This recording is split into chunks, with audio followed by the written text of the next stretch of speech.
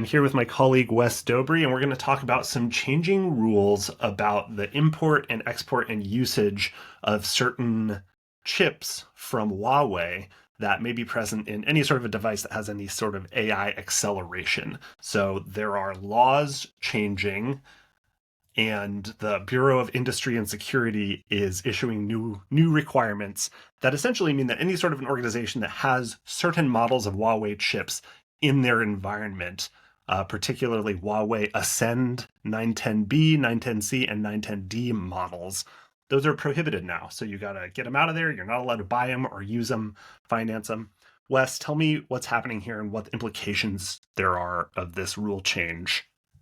Yeah, so it's actually quite interesting because what we actually first saw was during the Biden administration, there was a ruling that was issued to say a heavy pause on moving of export of any AI type of devices. And there was actually, I think it was on less than a week ago, there was that rule was actually rescinded and it was first taken back, but it was actually replaced by the Bureau of Industry and Security with targeted guidance. And one of the things that they focused on was Huawei related AI chip exports and imports. This target focus is quite interesting because if you are a multinational organization, part of the controls of this, and this is actually how I heard about this, was one of my financial services customers came to me and said, "Hey, we need a little bit of help identifying any systems that contain these Huawei chips." We looked into it and said, "Oh, this is actually something that we already do today." And we're helping them do their due diligence to validate that these chips are not within any of their systems. Yeah. Oh man, that's a deep challenge. So asset inventory, already one of the sort of foundational practices of cybersecurity, getting asset inventory down at the chip level or the process level is notoriously difficult. You can get, people know what kind of devices or servers or laptops they have in their environments, but what chips are in there is a different challenge entirely that the regular tools don't really cover. Like how can organizations get that information? What are their options? Yeah, so that's one of the key things where we're actually helping this organization with is that they're already leveraging our Eclypsium supply chain security platform to collect inventory of all their devices and look at them from the risk, threat, vulnerability, and change side of things. But as part of this, we actually generate, they're basically S-bombs or SPDXs or Cyclone DX style S-bombs, but focused on the firmware and hardware. So H-bombs and my favorite F-bombs. And part of that is actually using that information to go into their centralized CSCRM solutions that they're using. And one of the things that we're looking at doing is how we can actually isolate and identify devices that are export controlled.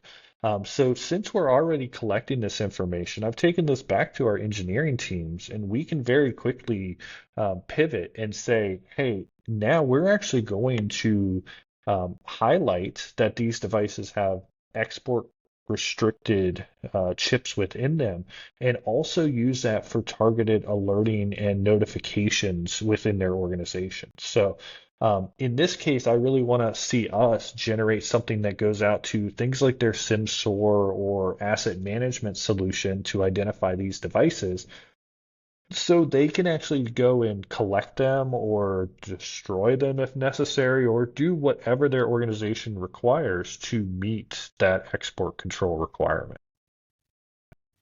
That's incredibly interesting, especially for huge organizations in highly regulated fields like financial services. The implications of this kind of export control is pretty massive. So, very cool that we're able to deliver that kind of a report that can easily show them where in their environment they have what essentially becomes a risk factor at that point, where it's not like there's a cybersecurity vulnerability in these things. It's that it's illegal for you to have that now. You can't be using those chips anymore. That's super interesting. What other types of organizations might be affected by this, or what are the broader implications here? Do you think?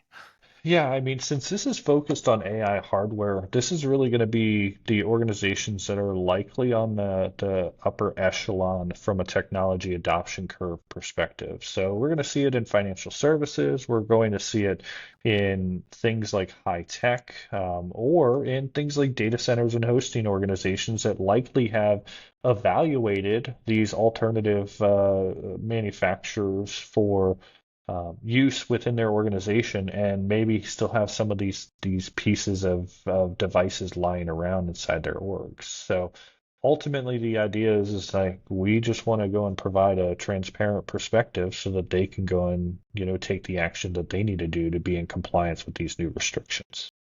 Yeah, very interesting. So folks that are concerned they might have these Huawei Ascend 910B, 910C, and 910D can reach out to Eclypsium, and we can support you in doing the due diligence to make sure that you don't have these newly export controlled chips in your environment.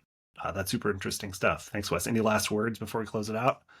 The only last thing to say is that while these are fairly targeted rules now, there's nothing precluding these rules from getting to be even more targeted or more broad in the very near future. And as we continue down that path, that's one of the things that we'll adapt and pivot to make sure that our customers are properly supported.